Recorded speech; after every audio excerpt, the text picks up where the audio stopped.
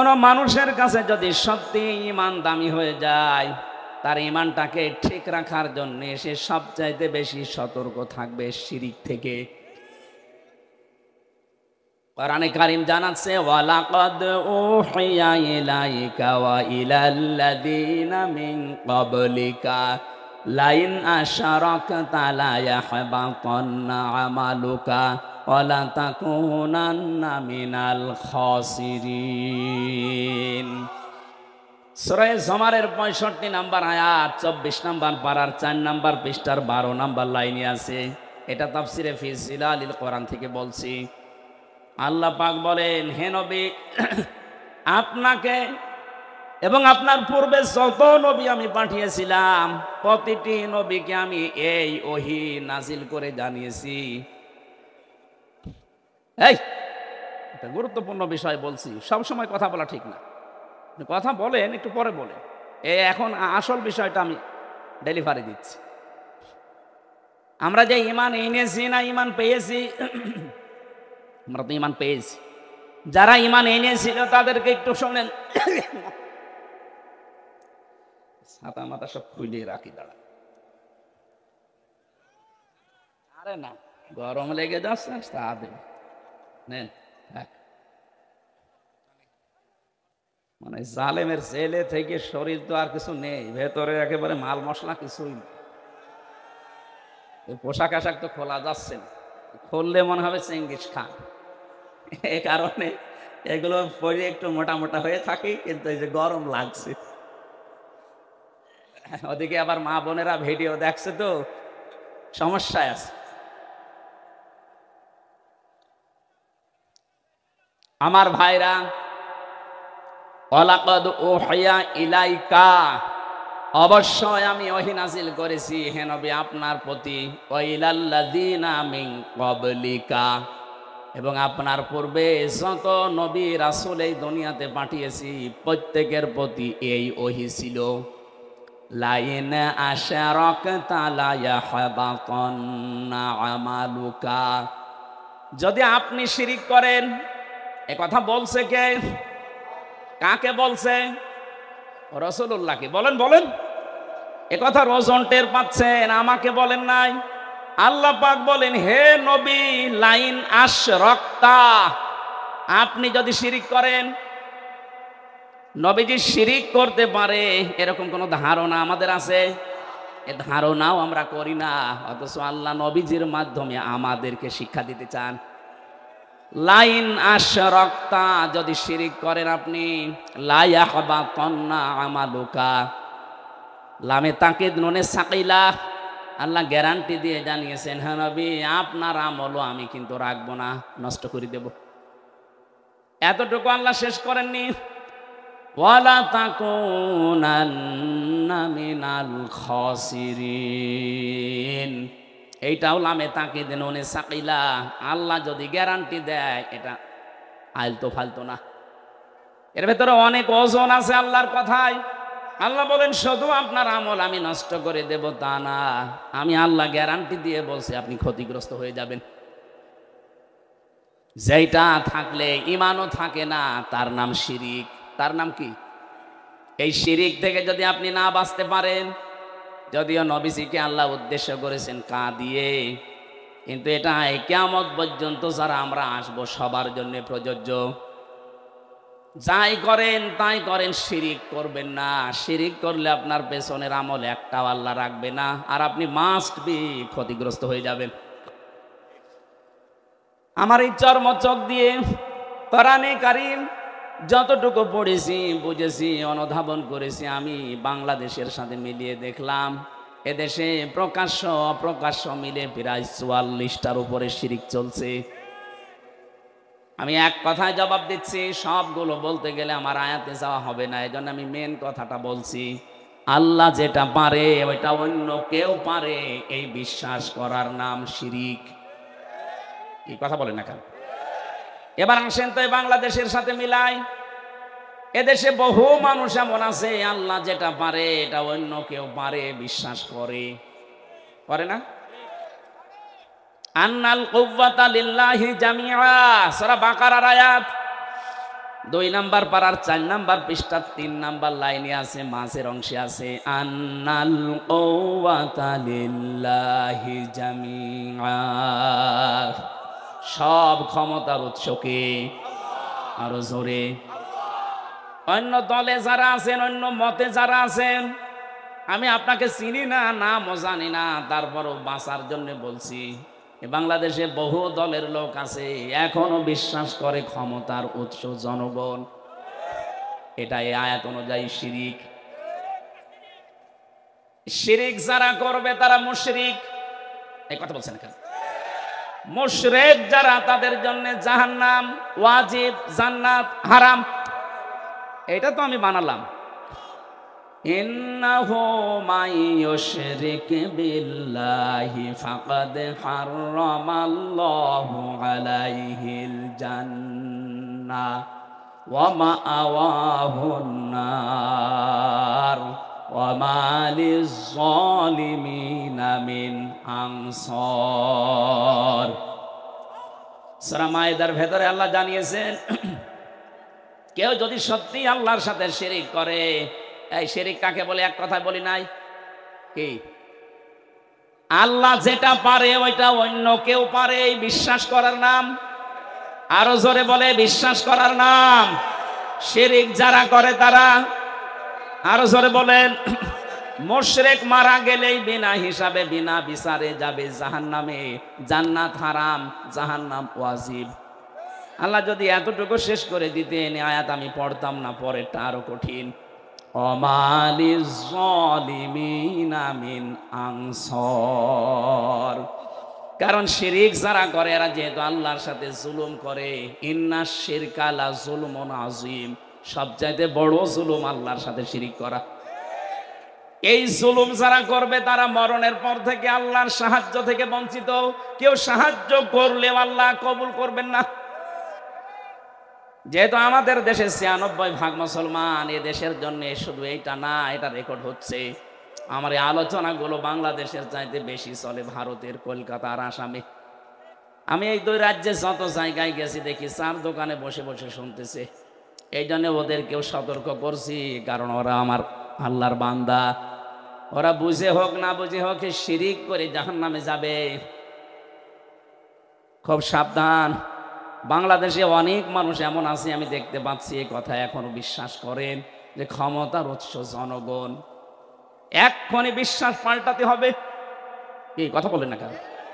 আপনি যদি কিছু নিয়ে যেতে না পারেন, এ রাত 10টা 10:30 পর্যন্ত জেগে আছেন কোন কারণে? আপনি কি রূপ দেখাতে এসেছেন যে আমার মতো চেহারার কারণে? এই যে দেখে যান, আপনার চাইতে বহু সুন্দরী মানুষ এখনো পর্যন্ত কবরে পড়ে আছে। এনা চেহারা দেখার জন্যে আমার আপনার কেউ আসে না, এসেছে কিছু নেওয়ার জন্যে। আরে বিশাল আয়োজনে লক্ষ লক্ষ টাকা খরচ, 5টা মানুষ যদি শিরিক থেকে বাঁচতেই না পারে, ছাতা দিয়ে লাভ কি? কথা বলে না কেন? আমি সহ যাদের এই বিশ্বাস এখনো আছে যে না ক্ষমতায় জনগণ দিতে পারে, এটা এখনই পাল্টাতে হবে। এইটাই বাংলাদেশ জামাতি ইসলামী মানত না, এজন্য তাদের নিবন্ধন পর্যন্ত বাতিল করে দিয়েছিল জালেমরা। তারা বলেছিল না ক্ষমতার উৎস আল্লাহ, কুলিল্লাহুম্মা মালিকাল মুলকি তুতিল মুলকা মান তাশা। ক্ষমতার মালিক কে? আরো জোরে বলেন। আমি একটা মাত্র টাচ দিলাম, এরকম 44টা আমার এই ছোট নজরেই দেখতে পাচ্ছি এই বাংলাদেশে। সুতরাং যাদের এই বিশ্বাসে আছেন, আপনি নামাজ পড়তে পারেন, রোজা রাখতে পারেন, মুসলমান দাবি করতে পারেন, কিন্তু আপনি মুশরিক। প্রশ্ন আসতে পারে, নামাজ পড়ে আবার মুশরিক হয়? রোজা রেখে হজ করে কাবা শরীফ ঘুরিয়ে আসলাম, তারপরও আমি মুশরিক? আরে ভাই, আপনি শুধু কাবা ঘর ঘুরিয়ে এসেছেন, আর আবু জেহেল ছিল কাবার সভাপতি। ও কাবা ঘরের সভাপতি ছিল, ও কি মুশরিক? ও কি? আপনি যদি বলেন ও কি আমার মতো আল্লাহ একজন আসে বিশ্বাস করতো মানে?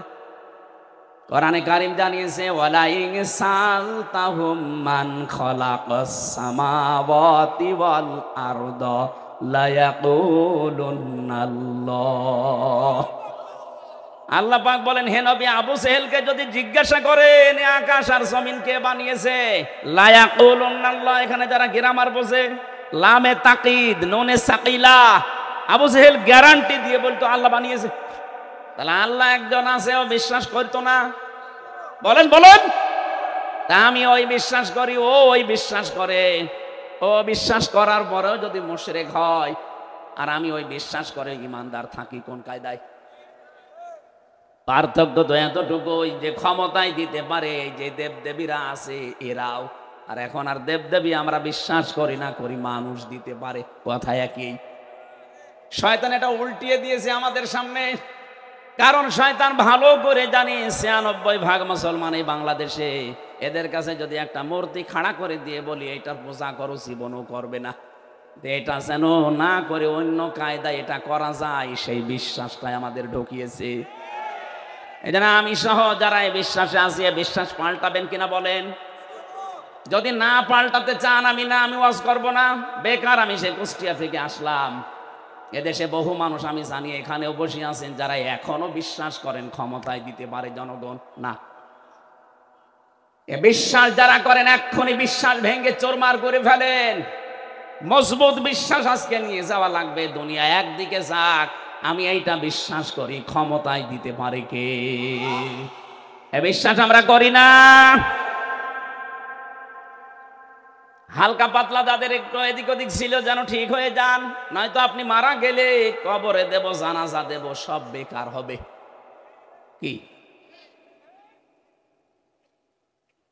আমি যে কথা বলতে চাচ্ছিলাম এতক্ষণ পর্যন্ত, ঈমান অন্তত যারা আমরা এনে ফেলেছি, আমাদের ঈমান যেন নষ্ট হয়ে না যায়।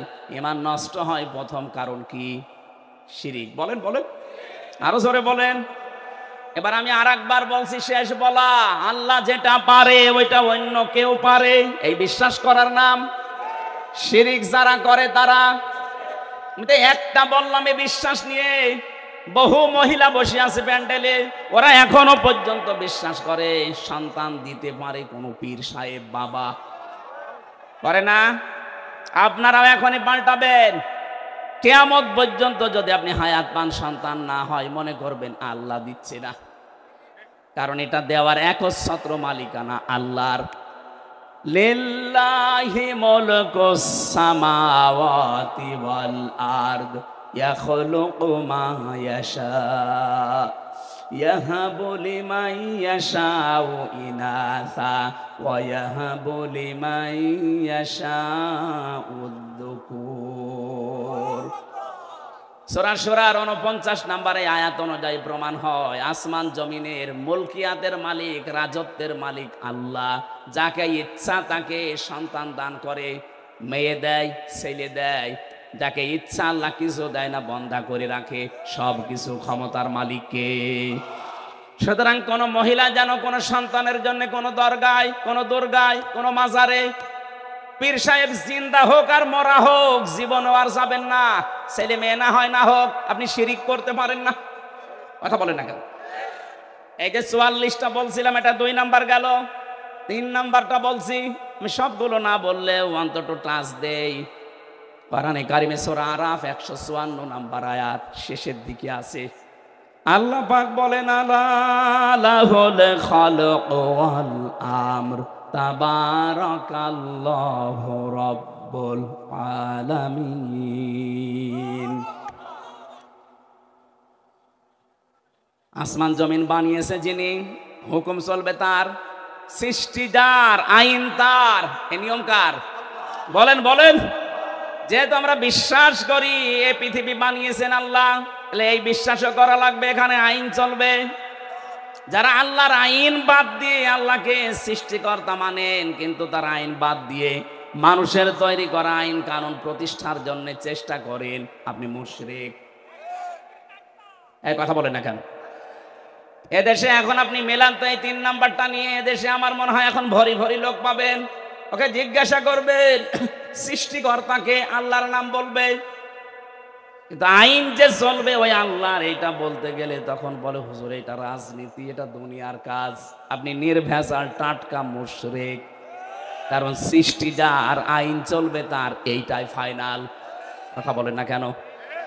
যারা আল্লাহর আইনের বিপরীতে নতুন কোন আইন বানাতে চায়, কোরআনে কারীম সূরা আলে ইমরান 154 নম্বর আয়াত, এটা মাঝের অংশে আছে, ইয়াকুলুনা হাল্লানা মিনাল আমরি মিন শাইইন কুল ইন্নাল আমরা কুল্লাহু লিল্লাহ।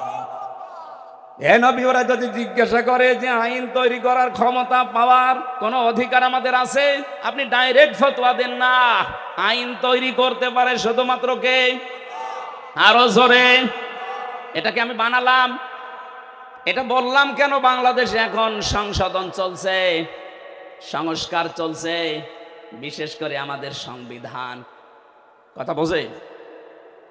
এই ঝড়ে যদি কিছু করে নিতে না পারেন, আবার 50 বছর পিছিয়ে যাবেন। এমনিতেই তো 53 বছর আমরা পিছিয়ে আছি। কথা বলেন ঠিক কিনা? মানুষ নামে কলঙ্ক কিছু মানুষ নিজেরা আইন বানিয়ে আমাদের উপরে সংবিধান আকারে চালিয়ে দিয়েছিল। আল্লাহ পাক 1500 বছর আগে মানব জাতির জন্য একটা সংবিধান দিয়েছেন। সূরা ফুরকান, ফুরকান মানে সংবিধান। ফুরকান মানে কি? এখানে 54টা 74টা আয়াত আছে, 73টা ধারা আছে। আল্লাহ পাক বলেন, মুসলমান দেশের আমি আল্লাহর গোলাম যারা দাবি করবে তাদের এই 73টা ধারা দিয়ে যদি সংবিধান বানানো হয়, ওই জায়গাটা আমি আল্লাহ মিনি জান্নাত বানিয়ে দেব। এই 73 বছরে, 53 বছরে 73টা ধারা আমরা আজও পাইনি। সত্যি যদি পেতাম, আল্লাহর কসম, আল্লাহর গ্যারান্টি মিথ্যা হতো না। কথা বলেন না কেন? এই গ্যারান্টি কে পর্যন্তই থাকবেন আমরা দেখতে চাই। যেহেতু এখন সংস্কার আরম্ভ হয়ে গেছে, সংশোধন চলছে, বাংলাদেশে 96% মুসলমান। এই দেশে আমরা সংবিধান হিসাবে আল্লাহর কোরআনকে দেখতে চাই, আর কিছু চাই না। কারা রাজি আছেন দেখি? লিল্লাহে তাকবীর।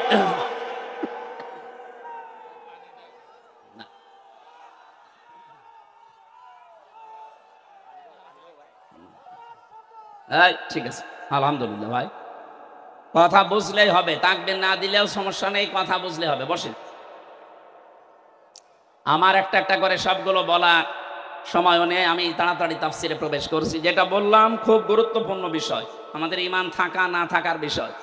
এই জন্য মানুষের মর্যাদা দিনের পর দিন আল্লাহ বাড়াবে তাদের। এই পৃথিবীতে যেই মানুষগুলো ঈমান আনবে, ঈমান পাবে না। আমরা ঈমান পেয়েছি না ঈমান এনেছি? আমরা ঈমান আনতে চাই। এই এটার হাত ধরে বসিয়ে দিন। হ্যাঁ হ্যাঁ হ্যাঁ, ওর মাথার 2-3টা তার কেটে দিয়েছে। মানুষের তো একটা কাটে, আর ওর তো 4-5টা শেষ। আমার ভাইরা, 2 নম্বরে ওয়াল্লাযীনা উতুল ইলমা দারাজাত। তোমাদের ভেতরে যারা এলেম পাবে, দারাজাত দিয়েছেন বহু বছর। দিন যত যাবে তত তাদের মর্যাদা আল্লাহ বাড়াতেই থাকবে। না, এটা ডিস্টার্ব করবে দেখছি। ওরা 2 কলে 2 হাত ধরে রাখেন।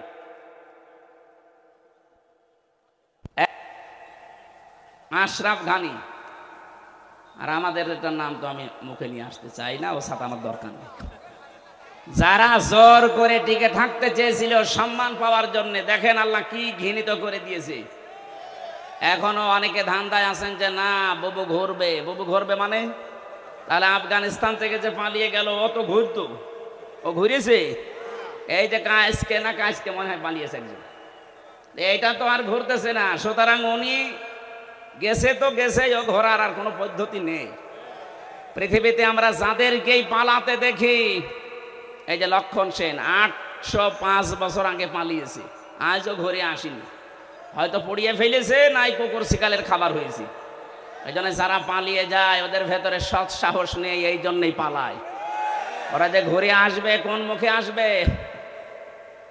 সেদিন সিলেট মৌলভী বাজার থেকে ওরা আমারে দিয়ে গেল মাহফিল ধরার জন্য হেলিকপ্টারে।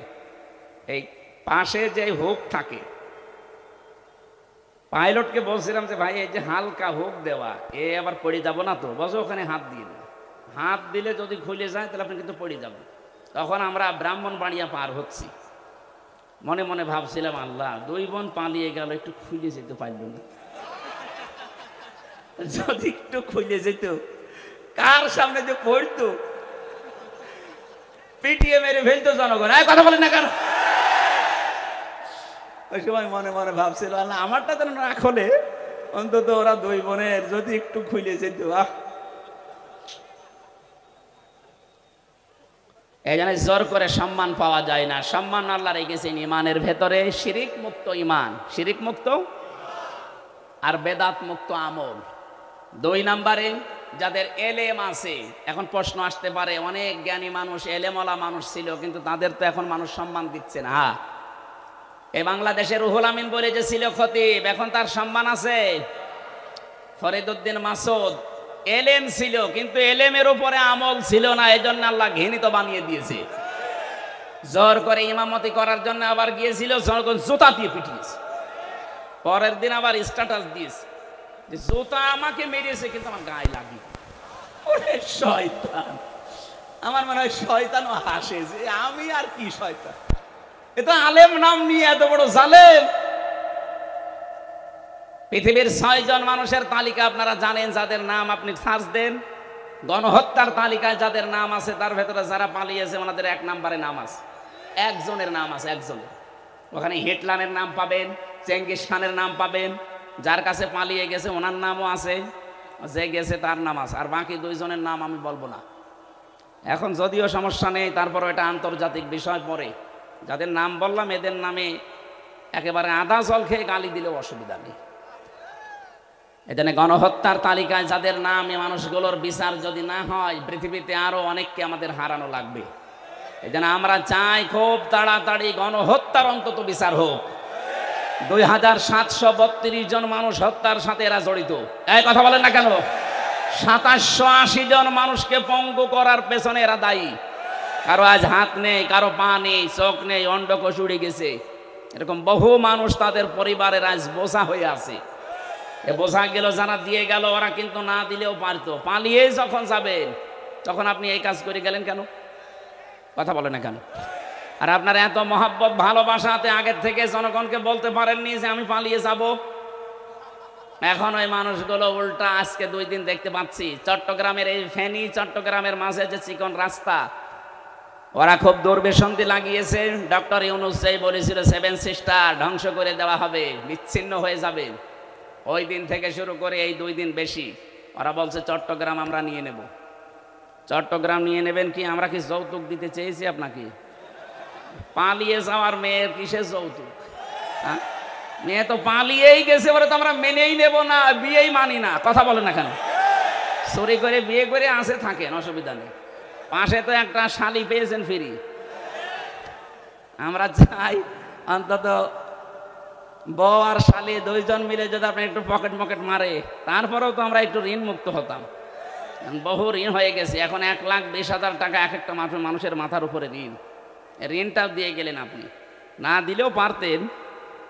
এই জন্য আমরা চাচ্ছি জামাই হলেও মানি না, কারণ আমাদের তো জামাই হওয়ার জন্য মুসলমান হওয়া শর্ত।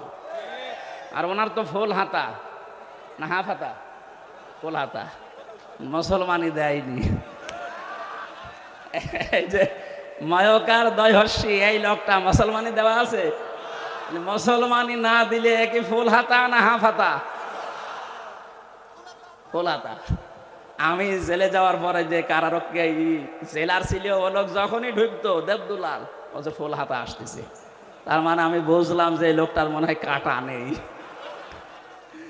ওনারই যেহেতু আত্মীয় স্বজন বংশধর, ওই নামে তো মিলে যাচ্ছে দেবদুলাল, নাম শুনে বোঝা যাচ্ছে না যে কি হবে।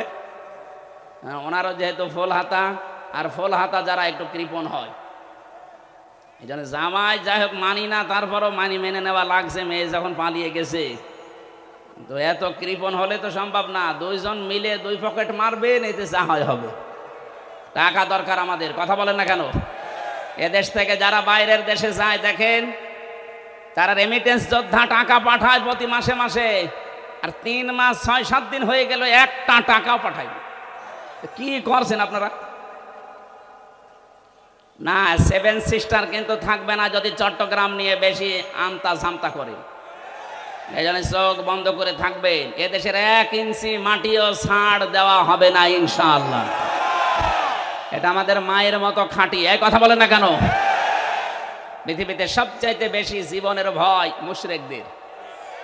ওয়ালা তাজিদান্নাহুম আহরাসান নাসি আলা হায়াতি ওয়া মিনাল্লাযিনা আশরাকু ইয়াওয়াদ্দু আহাদুহুম লাউ ইউআম্মারু আলফা সানা।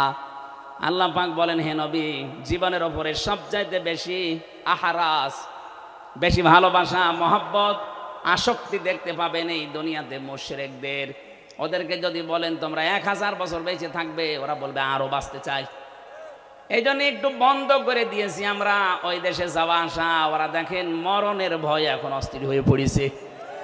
দুই একদিন দেখছেন না দাদারা কি শুরু করেছে। এই জন্যে কথা বলা এইটাই আমার শেষ।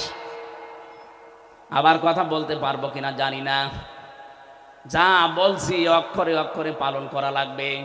দুনিয়াতে যদি আপনি জ্ঞান অনুযায়ী সত্যি আমল করতে না পারেন, হয়তো সামনাসামনি দেখে আপনাকে অনেকে সম্মান করতে পারে, দিন যত যাবে আপনার সম্মান আল্লাহ একেবারে তলানিতে পৌঁছিয়ে দেবে।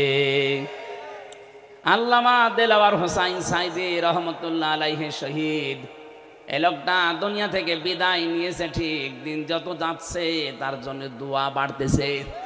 কথা বলেন না কেন? আর জালেম সেই কয়টা বিদায় নিলে ওই কয়দিনে, ওরাও তো ছিল ক্ষমতায়। ওরা দিন যত যাচ্ছে মানুষের ঘৃণা তত বেশি হচ্ছে তাদের প্রতি। এই জন্য যারা এলেম অনুযায়ী আমল করেননি তারা আলেম না, তারা আল্লাহর কাছে জালেম। কোরআনে কারিম জানাচ্ছে সূরা বাকারা প্রথম নাম্বার পারার 20 নাম্বার পৃষ্ঠা 13 নাম্বার লাইনের 140 নাম্বার আয়াতের প্রথম অংশে আছে, ওমান আযলামু মিম্মান কাতামা শাহাদাতান ইনদাহু মিনাল্লাহ। আল্লাহ পাক বলেন, তোমরা বড় জালেম দেখতে চাও? সবচাইতে বড় জালেম আমি আল্লাহর কাছে ওই লোকটা যাকে আমি আল্লাহ কোরআনের জ্ঞান দিয়েছিলাম, এটা জানার পরও দুনিয়ার স্বার্থ পেয়ে গোপন করে দিয়েছে। ছোট জালেম না, আফজাল ইসমে তাফসিল আজলাম।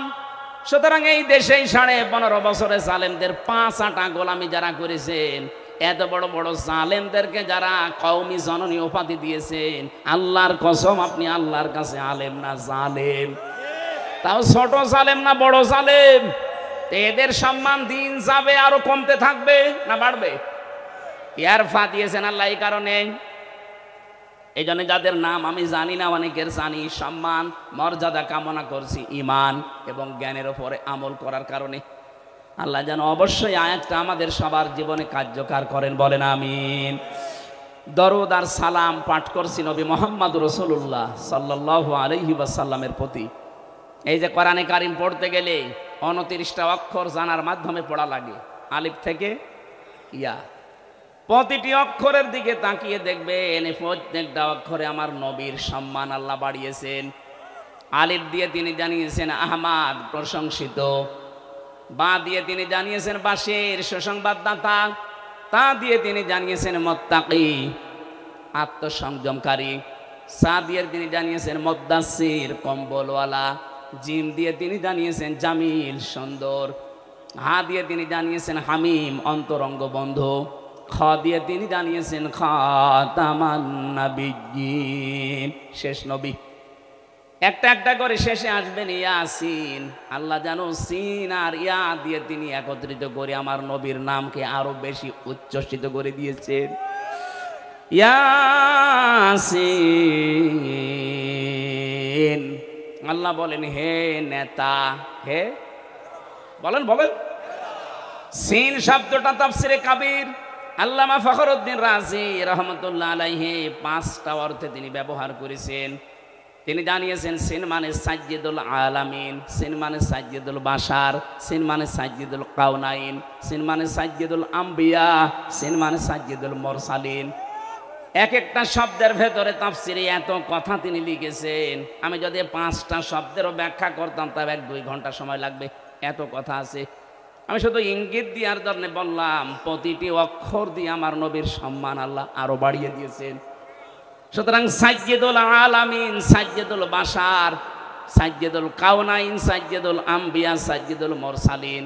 এ পৃথিবীতে শুধু আমাদের জন্য না, নবীরাও আমার নবীকে নেতা মানত, রাসূলরাও আমার নবীকে নেতা মানত। মেরাজে যাওয়ার সময় তিনি যে মসজিদে নামাজ আদায় করিয়েছিলেন বাইতুল মামুরে, লক্ষ কোটি ফেরেশতারা সেখানে নামাজ আদায় করেছে, সবাই কাতারবদ্ধ হয়ে দাঁড়িয়েছে। ফেরেশতা জিবরাইল এসে বলে, হে নবী, ইমামতি করার জায়গাটা দেখেন ফাঁকা, কেউ দাঁড়ায়নি। আজকের এই ময়দানে আপনি ছাড়া ইমাম হওয়ার যোগ্যতা, নেতা হওয়ার যোগ্যতা এখানে আর কারো নেই, আপনি যান সামনে। নবী যে 2 রাকাত নামাজ আদায় করালেন, জিজ্ঞাসা করলেন, জানেন পেছনে কারা? বললেন না। আপনার পেছনে আজকে যারা 2 রাকাত নামাজ পড়েছে প্রত্যেকটা নবী রাসূল এবং আল্লাহর ফেরেশতারা এখানে নামাজ পড়েছে। হে নবী, আজকে থেকে আপনাকে আল্লাহ ঘোষণা দিয়েছে, আপনি শুধু সাইয়্যিদুল বাশার না, মানুষের নেতা না, সাইয়্যিদুল আলামিন না, তামাম পৃথিবী যত জগৎ আল্লাহ বানিয়েছেন জগতের নেতা না, আপনি হচ্ছেন নবীদেরও নেতা, রাসূলদেরও নেতা। নবী রাসূলরা যদি মেনে নিতে পারে তাকে, আপনি সলিমদ্দি কলিমদ্দি রাসূলকে নেতা মানেন না, কাকে মানেন? আপনার বিবেক কি মরে গেছে নাকি? খালি ইয়াসিন সূরা পড়লে 10 খতম কোরআন শরীফ পড়ার সওয়াব হয় না, এটা আগে মানা লাগে। অনেকেই মনে করে ইয়াসিন পড়লে 10 খতমের সওয়াব পাবেন, কিন্তু আপনার ইয়াসিন ঠিক রাখা লাগবে। আল্লাহর ঘোষণা দেওয়া নেতায় পৃথিবীতে একজন, ইয়াসিন। হে নেতা, আপনি সেই নেতাকেই মানেন না, মানেন আপনি নেতার বিরুদ্ধে যারা, তাদেরকে। এই কথা বলেন না কেন? আশা করছি আপনি বুঝে ফেলেছেন। এরপরেও যদি কেউ না বোঝার ভান করে থাকেন, এদিকে আসেন, ঝড়ি কোদাল দিয়ে বোঝাচ্ছে, আসেন। আমার মনে হয় কোরআন শরীফ বুখারী শরীফ দিয়ে আপনার হবে না, এখন বাকারি শরীফ লাগবে আপনার। এত ভেঙে ভেঙে বলার পরেও যদি কারো মনের ভেতরে দাগ না কাটে, ওর বিবেকে যদি কাজ না করে, আমার যা মনে হয় ওর বিবেকের উপরে কুকুরে পোশাক করিস। অবশ্য ঠিক, যশোরের মানুষ তো এত পাগল না। তাহলে আজকে থেকে আপনি আল্লাহর ঘোষণা দেওয়া নেতা যিনি, তাকে মানা লাগবে না। হ্যাঁ, কথা বলেন না কেন? ঠিক আছে, আমরা এবার তেলাওয়াতকৃত যে 2টা আয়াতের অর্ধেক পড়েছিলাম। প্রথম পড়েছিলাম সূরা নজম 32 নম্বর আয়াতের প্রথম অংশটা, দ্বিতীয় পড়েছি আমি সূরা নাহালের 112 নম্বর আয়াতের 4 ভাগের 1 ভাগ। আপনারা যেটা বলবেন আমি সেই আয়াতের আলোচনা করব। বলেন। হ্যাঁ, 2 নোটা করব, 2 নোটা তো সময় হবে না। ঠিক আছে, 2 নোটা আমার শরীর পারা লাগবে না। এই সামনে জানুয়ারি মাসের 3 তারিখ 4 তারিখ 2 দিন ব্যাপী আকিস গ্রুপ ওই যে খুলনায় যে মাহফিল দিত আকিস ফাউন্ডেশন, ওইটা দেবে না, ওইটা যশোরে দেবে। ওই যশোরে দেবে যে পুলের হাটের যে হাসপাতাল আছে ওনাদের, 8 দিন হাসপাতালের পেছনে এই বিশাল মাঠে। আমারে 3 তারিখে দিয়েছে জানুয়ারির, রাত 8টা থেকে 11টা পর্যন্ত। আর মিজানুর রহমান আজহারি ভাইকে দিয়েছে 4 তারিখে, ওনারও 8টা থেকে 10টা পর্যন্ত। আকিস গ্রুপ করবে আজকে দাওয়াত। ওনার আমার দাওয়াতটা ছিল সেই কোথায়, চট্টগ্রাম বিভাগে। আকিস সাহেবের এই বড় ছেলে ডাক্তার মহিউদ্দিন জোর করে বলছে এখানে নেওয়া লাগবে। যশোরবাসী, নড়াইল, যশোর, ঝিনাইদহ, সাতক্ষীরা, খুলনা, বাগেরহাট 4-5 জেলার মানুষকে আমরা হাজির করব। অন্তত 10 লাখ মানুষ হবে ইনশাআল্লাহ ওই দিন। আরে ভাই, আগামী বছর ডিসেম্বর 22-এ থাকবো। যে অবস্থা দেখছি কি হবে সামনে, দেখেন যুদ্ধ লেগে যায় কিনা। আমরা প্রথমটা শুরু করছি, যেহেতু প্রথমে সূরা নাহাল আছে 112 নম্বর আয়াত। খুব ভালো করে আমি বাংলাদেশের সাথে খাপের খাপ মিলাবো ইনশাআল্লাহ। জবান খুলে আগে পড়ে নেই, একটু নড়াচড়া ওঠা এগুলো কম করবেন। শুধু প্রসাব পায়খানা আর বিড়ি খাওয়া বাদ দিয়ে যেতে পারবেন না। না, বিড়ি খেতে পারেন, অনেকের নেশা আছে তো, না খেলেও মরে যাবে। আপনি খেয়ে আবার চলে আসেন নাকি? আর আমি আকিস গ্রুপে আছি খতিব হিসাবে, ওদের বিড়ি যেন একটু বিক্রি হয়, এই জন্য আমার আবার অ্যাডভার্টাইজ করা লাগবে না, আপনারা খেয়ে আবার চলে আসবে। আমি চট্টগ্রাম আর সিলেটে বহু ইমাম সাহেবকে বিড়ি খেয়ে ফেলে দিয়ে নামাজে দাঁড়াতে দিয়েছি। তারা ইমাম সাহেব যদি বিড়ি খায়, যে মুসল্লি তো গাঁজা খাওয়ার কথা, অন্তত গাঁজা পর্যন্ত যাবেন না, বিড়ি না। না, এটাও ঠিক না। আমরা বলেছি আকিস সাহেবের যে ছেলেরা আছে কয়েকজনকে বলেছি, স্যার এগুলো বাদ দিয়ে দিন। ওনারা বলছে আমরা ছেড়ে দেওয়ার ইচ্ছে আছে, আমার বাবা যাই করেছে। আমরা খাবার বানাবো। ওনাদের 65টার উপরে প্রোডাক্ট তৈরি হচ্ছে এখন বাংলাদেশে। আমি মনে হয় বিড়িটা ছেড়ে দিলে ওনাদের যে এখন অর্থ সম্পদ আল্লাহ দিয়েছে, ও 14 বংশ বসে খাবে, টাকা ফোরাবে না। সুতরাং এই হারাম কাজ যেটা, এটা ছেড়ে দেওয়া ভালো। কথাও দিয়েছে আস্তে আস্তে ছেড়ে দেবে, একবারে তো সম্ভব না। 12,000 কোটি, 14,000 কোটি, 20,000 কোটি, এত টাকা একবারে ছেড়ে দেওয়া, এই জন্য ছেড়ে দিলেই ভালো ইনশাল্লাহ। সামনে এই আপনি বিড়ি খেতে যাচ্ছেন নাকি? হ্যাঁ নেন, আমরা একটু তেলাওয়াত করি, শয়তান আশপাশে থাকলে যেন পায়ে পালাই। বলেন আউযু বিল্লাহি মিনাশ শাইতানির রাজিম, বিসমিল্লাহির রহমানির রহিম। وضرب الله مثلا قرية كانت آمنة مطمئنة। এ পর্যন্ত থাক।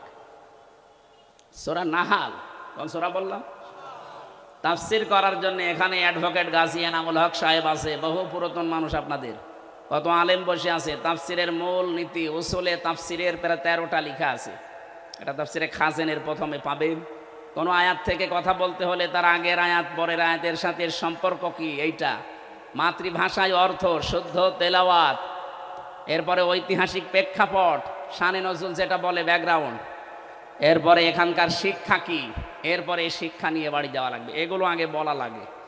আমরা এগুলো আপনারা সবাই জানেন।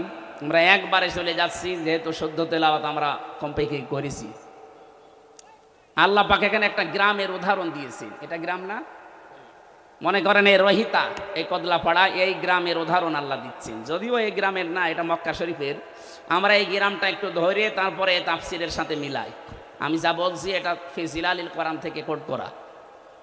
আল্লাহ রাব্বুল আলামিন বলেন, আমি একটা গ্রামের উদাহরণ দিলাম। এই গ্রামের উদাহরণ কেন দিয়েছি? কারণ এখানে যারা বসবাস করতো, 1 নম্বরে তারা নিরাপদ, 2 নম্বরে নিশ্চিন্ত। এ পর্যন্ত বাংলা অর্থ ছিল। ঐতিহাসিক প্রেক্ষাপট, শানে নজুল কি, মুফাসসির লিখেছেন তাফসীরে হাক্কানিতে, নবীজি যখন মেরাজে যাচ্ছিলেন দেখলেন কালো কালো কি যেন উপরে উঠতেছে।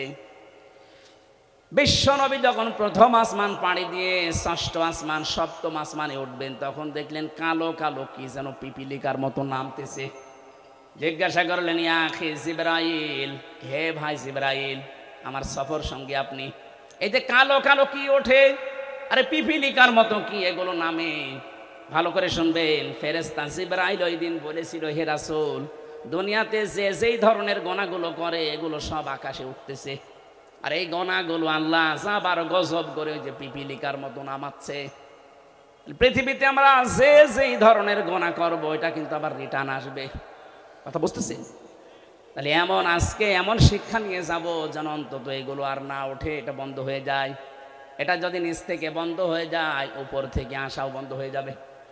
কথা বলে না কেন? আল্লাহ ইচ্ছা করে কিচ্ছু নামাতে চান না। আমরা যা করি এটা ইনপুট দেওয়ার পর এটা আউটপুট আসে। কোরআনে কারিমে ব্যাপারে জানিয়েছেন সূরা রোমের 41 নম্বর আয়াতে, যাহারাল ফাসাদু ফিল বাররি ওয়াল বাহার বিমা কাসাবাত আইদিন নাস, ইলা আখির আয়া। আল্লাহ পাক বলেন, জলে স্থলে যে বিপদ আপদ মুসিবত গজবগুলো দেখতে পাও, একটাও আমি দিতে চাই না। এগুলো সব তোমার 2 হাতের কামাই। কেন এগুলো দেয় জানো? লিউযিকাহুম বা'দাল্লাযী আমিলু, আমি মজা চাকাতে চাই, স্বাদ আস্বাদন করাতে চাই। তোমরা যে অপরাধগুলো করো, আমল করো, কাজ করো, এই কাজের কিছু প্রতিদান আমি দুনিয়ায় পাঠাই। লাআল্লাহুম ইয়ারজিউন, আশা করি তোমরা ফিরে আসবে। কিন্তু আমার আল্লাহর আফসোস, ফিরে তো আসো না, তোমাদের বৃদ্ধি আরো বাড়ে। কথা বলেন না কেন? সূরা শুরার 30 নম্বর আয়াতে আল্লাহ আরেকটু বিস্তারিত ভাবে আয়াতে দিয়েছেন, ওয়ামা আসাবাকুম মিন মুসিবাতিন ফাবিমা কাসাবাত আইদিকুম ওয়া ইয়াফু আন কাসীর। জলস্থলে যে বিপদ আপদ মুসিবত গুলো আসে, সব কিন্তু তোমাদের হাতের কামাই করা। অধিকাংশই তো আমি আল্লাহ মাফ করে দেই।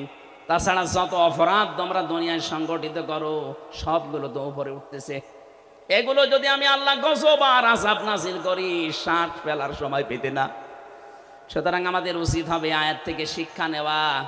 আমরা দেখি আল্লাহ আয়াত দিয়ে কি জানাতে চাচ্ছেন। প্রথমে উদাহরণ দিচ্ছেন আল্লাহ, ওয়া দারাবাল্লাহু মাসালান ক্বরিয়াতান। দরাবা মানে দৃষ্টান্ত দেওয়া, এই দৃষ্টান্ত উদাহরণ উপমা দিচ্ছে কে? এই দেখেন, ওয়া দারাবাল্লাহু মাসালান ক্বরিয়াতান কানাত আমিনাতাম মুতমাইন্না। আল্লাহ বলেন আমি নিজে উদাহরণ দিলাম, উপমা দিলাম, দৃষ্টান্ত দিলাম একটা গ্রামের। কি সেই গ্রামে ছিল জানো? ওই গ্রামের মানুষগুলো নিরাপদ ছিল এবং নিশ্চিন্ত ছিল। তাফসিরে ইবনে কাসিরের ভেতরে ব্যাখ্যায় লিখেছে, এই গ্রাম বলতে আল্লাহ মক্কা শরীফকে বুঝিয়েছেন। ওই জামানা পর্যন্ত মানুষ তামাম দুনিয়ায় এমন কাবার আশপাশ পর্যন্ত কেউ নিরাপদে ছিল না। চুরি ডাকাতি সন্ত্রাসী চিন্তায় মানুষের কোনো গ্যারান্টি ছিল না বেঁচে থাকার আশপাশে। কিন্তু কাবার আশপাশগুলোতে যারা কাবার চত্বরের ভেতরে আসবে আল্লাহ তাদের নিরাপদ এবং নিশ্চিন্ত করে দিয়েছিলেন। আল্লাহ বলেন এতটুকুই আমি শেষ করিনি, ইয়াতিহা রিজকুহা রাগাদাম মিন কুল্লি মাকান। বিভিন্ন জায়গা থেকে আমি আল্লাহ তাদের জীবন উপকরণ পাঠিয়েছিলাম। আশপাশে ইয়ামেন ছিল, সিরিয়া ছিল। আজকে সিরিয়া বিজয় হয়নি। এই সমস্ত আশপাশ দেশ থেকে তাদের রিস্কের যে জীবন উপকরণ লাগে, রিজিক সব আমি পাঠাতাম। আশপাশের মানুষগুলো যে ইমানদার ছিল তা না, কিন্তু ওই মানুষগুলোর বিবেক ছিল, ওর বিবেকের ওপরে আমি আল্লাহ এমন ভাবে আঘাত দিয়েছিলাম, বাধ্য হয়ে তারা এদের জন্য খাবার পাঠিয়ে দিত, জীবন উপকরণ যা লাগে জীবন চলতে সব তারা পাঠাতো। কিন্তু তাদের এইটা আমি সেট করে দিলাম, তাদের নিরাপত্তা তুলে নিয়েছি, তাদের নিশ্চিন্ত হওয়া এগুলো আমি আল্লাহ বন্ধ করে দিয়ে ফাযাকাল্লাহু লিবাসাল জুই ওয়াল খাউফ, আমি আল্লাহ পোশাক পরিয়ে দিলাম তাদের আচ্ছাদন করানোর জন্যে। 1 নাম্বার ক্ষুধার পোশাক, 2 নাম্বার ভয়ের পোশাক। বিমা কানু ইয়াসনাউন, কারণ তারা যা করতো তার বিনিময়ে।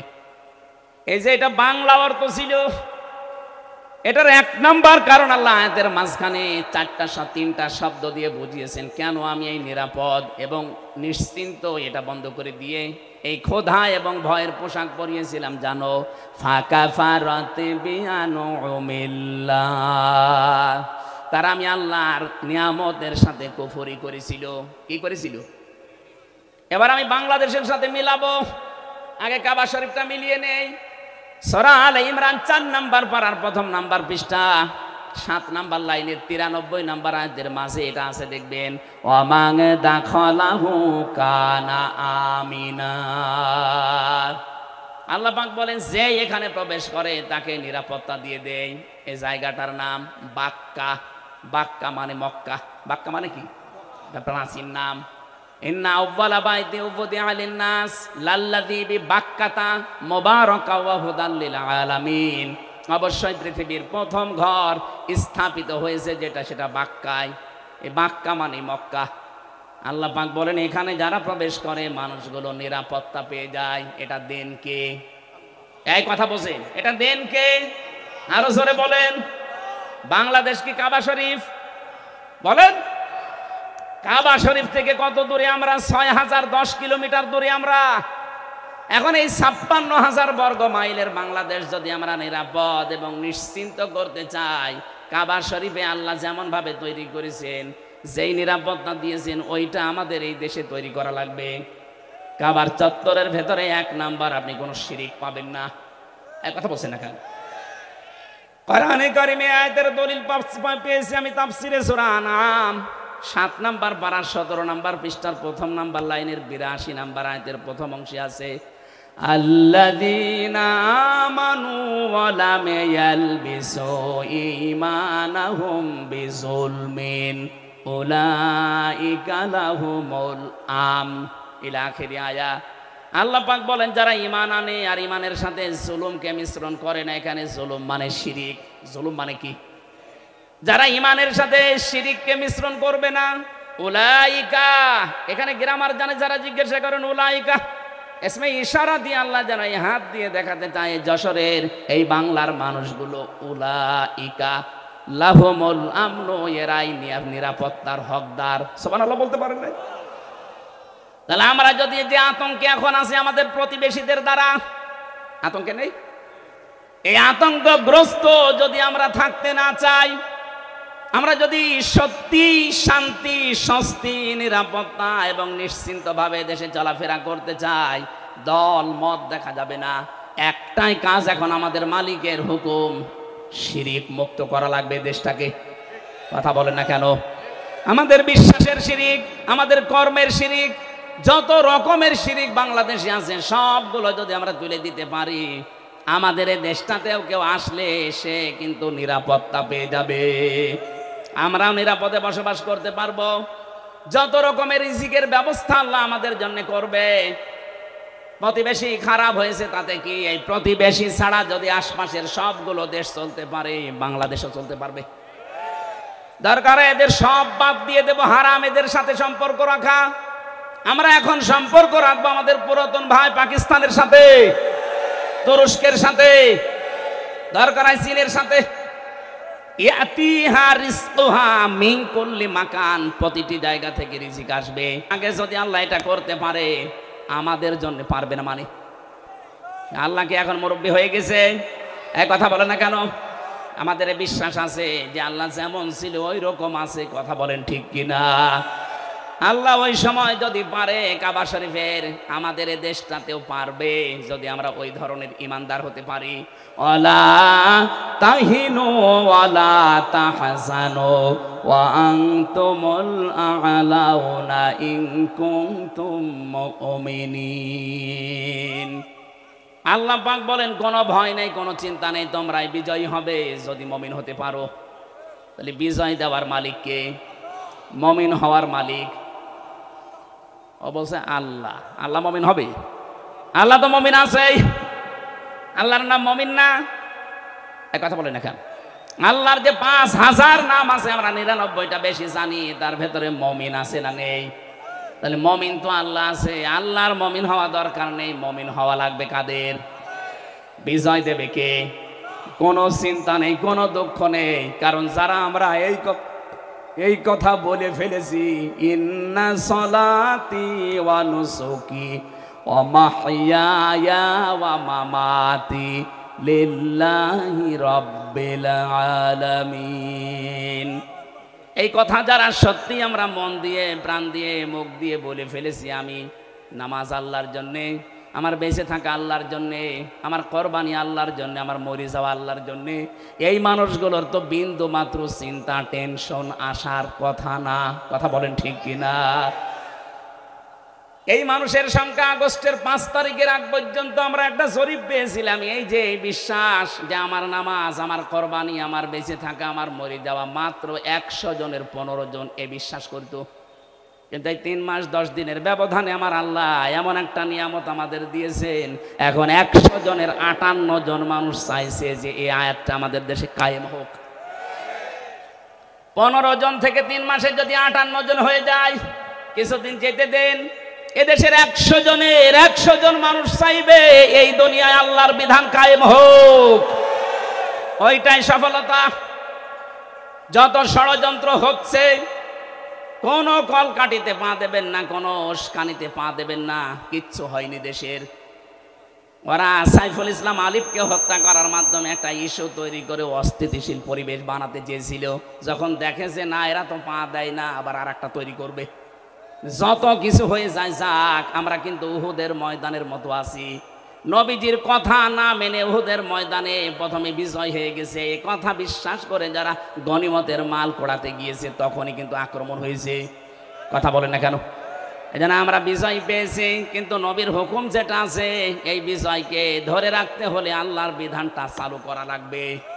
আরো জোরে বলেন, নাই তো এই ষড়যন্ত্র থামছে না, থামবে না। আর এখন যদি আমরা কেউ ঘাট, কেউ বাজার, কেউ নৌকা, কেউ লঞ্চ, কেউ ঘাট, কেউ ব্রিজ, এগুলো যদি এখন গনিমতের মাল মনে করে আরম্ভ করতে চায়, ওরা কিন্তু বসে নেই। খালিদ বিন ওয়ালিদের মতো নেতৃত্ব দিয়ে আমাদেরকে আবার লাশ বানিয়ে ফেলবে। আর একবার যদি এবার পিছিয়ে যান, এদেশে কিন্তু 50 বছর আর ইসলাম আসবে না। সময় সুযোগ আল্লাহ একটু তৈরি করে দিয়েছে। কোন জাতি যদি নিজেদেরকে পরিবর্তনের জন্য চেষ্টা না চালায়, আল্লাহর অত দায় পড়ে না যে আল্লাহ জোর করে আপনাকে পরিবর্তন করে দেবে। ইন্নাল্লাহা লা ইউগাইয়িরু মা বিকাউমিন হাত্তা ইউগাইয়িরু মা বিআনফুসিহিম। অবশ্যই আল্লাহ কোন জাতির ভাগ্য পরিবর্তন করেন না যতক্ষণ তারা নিজেদের ভাগ্য নিজেরা পরিবর্তন করার চেষ্টা না করে। বাংলার মুসলমানেরা, এটা কিন্তু রেকর্ড হচ্ছে, কালকেই সারা দেশে যাবে। আমার সামনে শুধু এই 50,000 মানুষ না, এখন 18 কোটি মানুষ নিয়ে কথা বলছি। সাবধান, আমরা নিজেদেরকে পরিবর্তনের সময় আল্লাহ হাতে তুলে দিয়েছে। এইটাও যদি এবার আপনি মিস করেন, ভুল করেন, বিশ্বাস করেন 53 বছর না 153 বছর পেছিয়ে যাওয়া লাগবে। রিস্কে নিয়ে কোনো চিন্তা নেই। ওরা যদি ভয় দেখায় যে রিজিক বন্ধ করে দেব, আমাদের আমদানি রপ্তানি যাক, ওর পাশে মায়ানমার আছে, ওর পাশে মালদ্বীপ আছে, ভুটান আছে, পাকিস্তান আছে, চীন আছে, আফগানিস্তান আছে, একটার সাথে ওদের সম্পর্ক ভালো না। ওরা যদি ভারত ছাড়া চলতে পারে, বাংলাদেশ চলবে, কোনো অসুবিধা হবে না। কথা বলেন ঠিক কিনা?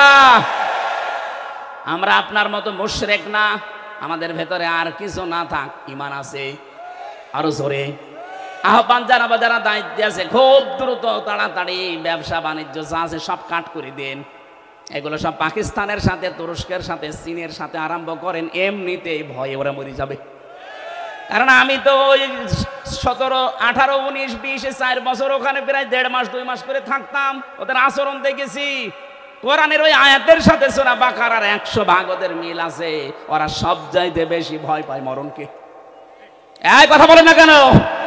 ওরা সব চাইতে বেশি ভয় পায় মরণকে। কথা কার? আরো জোরে। আর আমরা সব চাইতে বেশি ভালোবাসি মরণকে, কারণ আমরা জানি মরণের বিছানায় আষাঢ় খেয়ে পড়লে আমাদের একটা অবস্থান আছে। কি? সূরা নাহাল এই সূরার 32 নম্বর আয়াতে আছে, আল্লাযীনা তাতাওয়াফাহুমুল মালাইকাতু তাইয়্যিবিনা ইয়াকুলুনা সালামুন আলাইকুম উদখুলুল জান্নাতা বিমা কুনতুম তা'মালুন। যে মানুষগুলো এই পৃথিবীর ময়দানে মরণের বিছানায় আষাঢ় খেয়ে পড়বে, ফেরেশতারা দলে দলে আসতে থাকবে তার কাছে। তাইয়্যিবিন শব্দের শাব্দিক অর্থ শুধু পবিত্রতা না, এটা শুধু পোশাকের পবিত্রতা না, শুধু দেহের পবিত্রতা না, চিন্তা চেতনার পবিত্রতা, আমাদের বিশ্বাসের পবিত্রতা। যেহেতু ওদের বিশ্বাসে শিরিক আর আমাদের বিশ্বাসে ঈমান, এক কথা বলি না কেন? সুতরাং আমাদের যে পবিত্রতা আছে বিশ্বাসে, এই বিশ্বাস নিয়ে যখন আপনি পড়বেন মরণের বিছানায়, ফেরেশতারা এসে বলবে সালাম, শান্তি, উদখুলুল জান্নাহ, প্রবেশ করো ওই জান্নাতে। আর ওরা মরণের সঙ্গে সঙ্গে দেখতে পাবে ও মাআওয়াহুন নার, আগুন। কি এই জন্য এত ভয় পাই আমরা যারা ঈমানদার, যারা পবিত্র ঈমানদার, এই মানুষগুলো মরণের সঙ্গে সঙ্গে আমরা দেখতে পাবো জান্নাত। ফেরেশতারা এসে বলবে প্রবেশ করো, উদখুলুল জান্নাতা বিমা কুনতুম তা'মালুন। দুনিয়ায় যা কাজ করেছো তার পুরস্কার হিসাবে আল্লাহ তোমাদেরকে এই বাগান দেখাচ্ছে। জোরে বলেন আমিন। আসল জীবনের সফলতা তো এটাই। আপনি 41 সাল পর্যন্ত ক্ষমতায় থেকে কি করতেন যদি জাহান্নামে যাওয়া লাগে? কথা বলেন না কেন? আমরা 41 সাল না 41 সেকেন্ড বাঁচতে চাই, কিন্তু আমরা চাই আমাদেরকে আল্লাহ জান্নাতি বলে ঘোষণা দিক। ফামান যুহযিহা আনিন নার ওয়া উদখিলাল জান্নাতা ফাকাদ ফাজ। আল্লাহ পাক বলেন দুনিয়ার জীবন আসল জীবন না, ওই লোকটাই তো সফল যাকে আমি আল্লাহ জাহান্নাম থেকে মুক্ত করে জান্নাতি বলে ঘোষণা দিয়ে দিয়েছি। আপনি 41 সাল না 81 সাল পর্যন্ত যদি ক্ষমতায় থাকেন, মরণের পরে যদি ঘোষণা আসে যা জাহান্নামে যা, শুধু 81 সাল না, আমার মনে হয় 5000 বছর ক্ষমতায় থেকে ওই লোকটার জীবন ব্যর্থ। এর পরের আয়াতে আল্লাহ আমাদেরকে একটু সতর্ক বাণী দিয়েছেন, ওমাল হায়াতুদ দুনিয়া ইল্লা মাতাউল গুরুর। হে পৃথিবীবাসী, দুনিয়ার জীবনটা কিন্তু ধোঁকা। দুনিয়ার জীবন কি? আর জোরে বলেন। এটা ধোঁকা, তোমার মা বাবা ধোঁকা, সন্তানাদি ধোঁকা, স্ত্রী ধোঁকা। বিশ্বাস হয় না। যাদের জন্য বৈধ অবৈধ নেই, বাবা শাহজালাল, সব হালাল বলে উপায় করতেছো। কোটি কোটি টাকার সম্পদ রেখে যাচ্ছ, মারা যাও, মাত্র 100 বছর পরে তুমি ফিরে আসো, আমি গ্যারান্টি দিলাম। 100 বছর পরে যশোরে এসে এই যে বিশাল বানা খালা বানিয়েছিল চাকলাদার সাহেব, 100 বছর পরে যদি চাকলাদার সাহেব এসে ওই যে কি যেন নাম ওইটার, জাবির হোটেল, ওই হোটেলের সামনে এসে যদি বলে হোটেল আমি বানিয়েছিলাম, এটা আমার জমি, আমার মনে হয় 100 বছর পরে ওই জায়গায় অবশ্যই কেউ না কেউ বাস করবে। কথা বলে না কেন? 100 বছর পরে যারা বাস করবে, শাইন চাকলাদার সাহেব না, যত বড় মাস্তান এসে বলো কি এটা আমার ছিল, দাঁত ফেলে দেবে। কিসের চাকলাদার আপনি? আপনার যদি থাকার জায়গা না থাকে, পালবাড়ি মোড়ে যে মসজিদ আছে, বারান্দায় থেকে রাত্রে কেটে পড়েন। কি আমি বানিয়ে বলছি? এইটাই হবে দুনিয়ার জীবনই এইটা। এজন্য কার জন্য আপনি কি করছেন? আল্লাহ ফাঁকা ফারাত বিয়ান অমিল্লা দিয়েছেন। ওরা আল্লাহর নিয়ামত গুলো পেয়েছিল, বিভিন্ন দিক থেকে আসছিল, কিন্তু ওরা কুফরি করেছিল, নাফরমানি করে ঢেকে ফেলেছিল। আর যারা বৈধ অবৈধ নেই, বিশাল কিছু তৈরি করে যাচ্ছেন। আরে ভাই, আমি নিজে তো আমার 3 পুরুষের পরে আর চিনি না। আমার বাবা রিয়াজউদ্দিন, তার বাবা জাহান আলী, তার বাবা নমাজ আলী, এরপরে সাথে আমার জানা নেই। আমার মনে হয় এখন নমাজ আলীর বাবা যে কে ছিল সত্যি আমি জানি না। উনি যদি এখন এসে বলে হামজা এই বাড়ি, এই হালসা কুষ্টিয়া, এটা আমার বাড়ি, এই যে 2 তলা বাড়ি এটা আমি বানিয়েছিলাম, দাঁত মুখ খুলে ফেলাবো। কিসের নমাজ আলীর বাবা আপনি?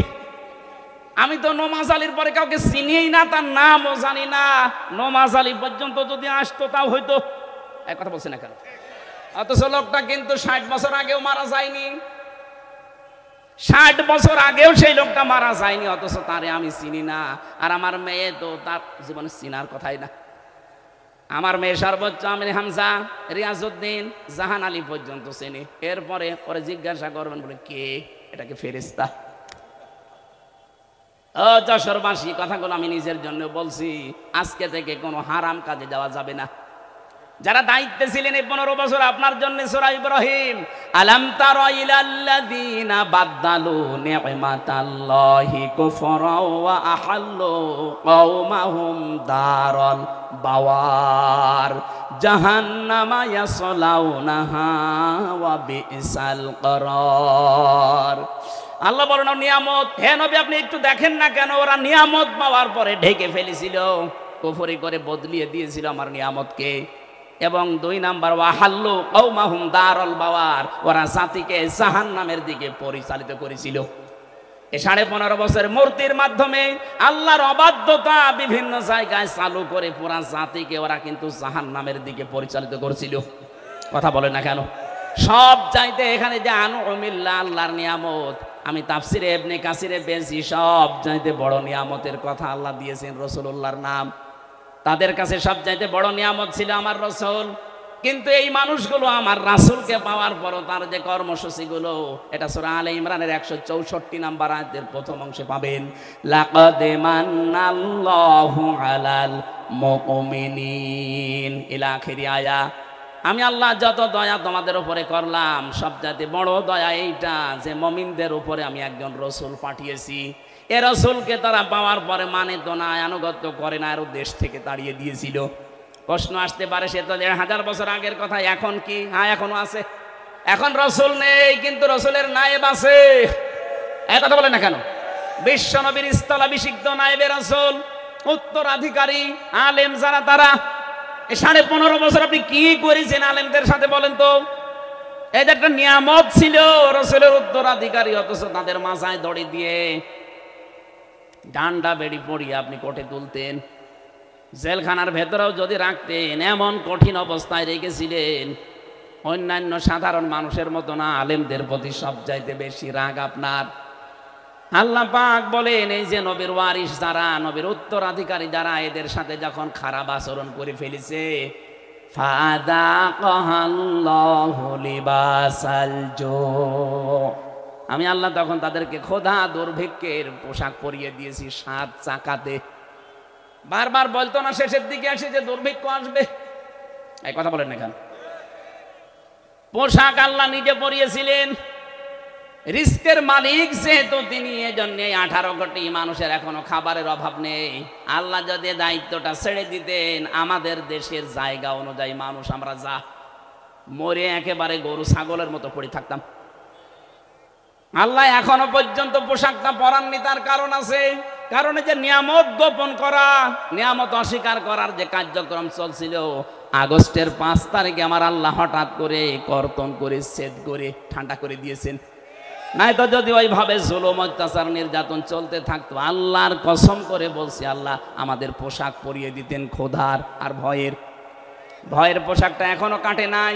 এ পোশাক কাটতে পারে, একটাই পদ্ধতি আছে, বিশ্ব নবীর 4 দফা কর্মসূচি মেনে নেওয়া লাগবে। কামা রাসালনা ফীকুম রাসূলাম মিনকুম ইয়াতুলু আলাইকুম আয়াতিনা ওয়া ইউযাক্কিকুম ওয়া ইউআল্লিমুকুমুল কিতাবা ওয়াল হিকমা ওয়া ইউআল্লিমুকুম মা লাম তাকুনু তা'লামুন। বলেন আল্লাহু আকবার। 4টা কর্মসূচি এখন থেকে আমাদের হাতে নেওয়া লাগবে। 1 নম্বরে কোরআন তেলাওয়াত করে করে মানুষদেরকে বোঝাতে হবে, কারণ নবী নেই, এই দায়িত্ব এখন উম্মতি মুহাম্মদীর। কথা বলেন না কেন? যেই দলে এই কর্মসূচি আছে যে কোরআন তেলাওয়াত করে মানুষকে বোঝায়, কোরআনে কারীম শিক্ষা দেয়, কোরআন দিয়ে পবিত্র করার জন্য ব্যক্তি, পরিবার, সমাজ, রাষ্ট্রকে চেষ্টা চালায়, কোরআনে কারীমের শিক্ষা ব্যবস্থাকে শিক্ষায় নিয়ে যাওয়ার জন্য যারা চেষ্টা করে, হিকমতের সহিত যারা কাজ করে, হিকমত মানে সুন্নাত, সুন্নাত অনুযায়ী এই কাজগুলো যারা আঞ্জাম দেয়, অবশ্যই আপনাকে এই কর্মসূচিগুলো দুনিয়ায় বাস্তবায়ন করা লাগবে রাসূলের পদ্ধতিতে। যে করছে আপনি সেখানে যাবেন। আপনাকে আমি বিএনপি, আপনাকে আমি জামাত ইসলামী, আপনাকে আমি চরমনাই করতে বলছি না। এই 4টা কর্মসূচি যাদের কাছে পাবেন, তাদের সাথে জোটবদ্ধ হয়ে, তাদের পেছনে থেকে সংঘবদ্ধ হয়ে আল্লাহর নবীর 4 দফা কর্মসূচি জমিনে বাস্তবায়নের জন্য চেষ্টা করবেন। এভাবে চেষ্টা করতে করতে যখন শেষ পর্যায়ে যাবেন, জীবনের শেষ দিন, আছাড় খেয়ে যখন মরণের বিছানায় পড়বেন, আল্লাহ পাক ফেরেশতা পাঠিয়ে আপনাকে যে জান্নাত দেবে ওটা দেখিয়ে দেবে। বলেন আমিন। মা বোন যারা এসেছেন, আপনাদের জন্য ছোট্ট ওয়াজ আমারে, আপনার আদর্শ কিন্তু এই বলিউডের নায়িকারা না, বাংলাদেশের নায়িকারা না, আপনার আদর্শ হওয়া লাগবে হযরতে ফাতিমাতুজ জোহরা। কথা বলেন না কেন? হযরতে খাদিজাতুল কুবরা। এই পৃথিবীতে একজন মহিলাকে জীবিত অবস্থায় আল্লাহ সালাম দিয়েছিলেন স্বামীর খেদমত করার কারণে, তার নাম খাদিজাতুল কুবরা। আজ অধিকাংশ মেয়েরা স্বামীর সম্মান, স্বামীর মর্যাদা বোঝে না। আপনি কি জানেন স্বামী কি? খালি বিছানায় থাকলেই স্বামী না, এই যে মর্যাদা কত বেশি আল্লাহ দিয়েছে আপনার তুলনায়। নবীজি বলেন, মেয়েরা যদি আল্লাহ বাদে সেজদা দেওয়া জায়েজ থাকতো, মেয়েদের বলতাম স্বামীর পায়ে সেজদা করো। অথচ সেই স্বামীর হুকুম আপনি মানেন না, ফোঁটা দেন, স্বামীর নাফরমানি করেন, কুফরি করেন। এমনকি অনেক মহিলা আছে স্বামীকে ধরে মারে। এক কথা বলছেন না কেন? বর হাতে মায়ের খাওয়া মানুষ দেশে আছে না নেই? সত্যি করে বলবেন, কোরআনের মাহফিলে কারা খেয়েছেন? হাত তোলেন তো। আপনি আপনি খাবেন, আপনার তো তার কাটা। বিয়ে তো করেনি, তো তার সব কেটে গিয়েছে। আগে তো 500 কাটা ছিল, এখন সবই কেটে গিয়েছে। না সম্মানিত মা বোনেরা, আমি হাসির খোরাকি দেয়নি। হাজারো মোবাইল আসে, হুজুর একটু একটু বলতে পারেন না, আমারে ধরে ধরে মারে। আপনি মানুষ। আশা করছে খুব সতর্ক থাকবেন এ ব্যাপারে। স্বামীর সম্মান অনেক বেশি, অনেক বেশি, মানে আল্লাহর আরশ পর্যন্ত। এই পৃথিবীতে একজন মানুষকে আল্লাহ, আল্লাহ রাসূলের পরে স্থান দিয়েছেন, অথচ হাজারো মহিলা এই স্বামীকে কষ্ট দেওয়ার কারণে জাহান্নামে যাবে। নবী নিজে দেখেছেন। কারণ স্বামীর কুফরি করা, স্বামীর নাফরমানি করা, তাদের মনে কষ্ট দেওয়া। আল্লাহ যেন আপনাদের এলাকায় যে মেয়েগুলো আছে তাদেরকে বাঁচিয়ে দেন। বলেন আমিন। নবীজি তিরমিজি শরীফে জানিয়েছেন, ইদা নাসারা ইলাইহা সাররাতুহু, স্বামী যখন বাইরে থেকে আসবে, স্বামীকে আপনি আনন্দ দেবেন, অভ্যর্থনা জানাবেন, শুভেচ্ছা, স্বাগতম, এগুলো জানিয়ে তাকে খুশি করবেন। দুই নম্বরে ওয়াইদা গাবা আনহা হাফিজাতুহু, স্বামী যখন বাইরে যাবে মাস্ট বি স্বামীর ইজ্জত আবরু, স্বামীর সন্তান আর সম্পদ হেফাজত করে রাখবেন। ওয়াতুইনু আলা দীনি যাওজাতিহা, স্বামী যদি দিনের কাজ করে, মানবতার কাজ করে, মানুষের উপকারের কাজ করে, দিন কায়েমের কাজ করে, তাকে ছাড় দেবেন, সুযোগ দেবেন, তাকে উৎসাহ দেবেন।